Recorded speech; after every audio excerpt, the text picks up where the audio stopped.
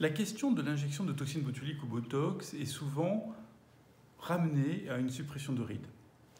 Ce n'est pas ça l'objectif d'une injection de toxines botuliques. L'objectif, c'est de venir ici modeler le regard. Le regard dépend de plusieurs muscles qui vont soit tirer, froncer les sourcils, tirer le sourcil vers le bas ici, relâcher, tirer la queue du sourcil vers le bas, souriez très fort, relâcher. Ou alors un autre muscle qui va ouvrir le regard, monter les sourcils. Celui-là, vous pouvez relâcher.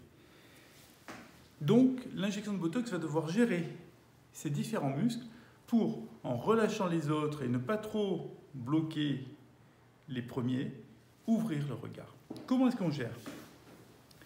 On a toujours intérêt à venir relâcher le muscle de la patte doigt qui, lui, vient fermer le regard à l'extérieur. On a toujours intérêt, froncer les sourcils, à venir bloquer le muscle de la ride du lion, puisque celui-ci vient tirer le sourcil vers le bas.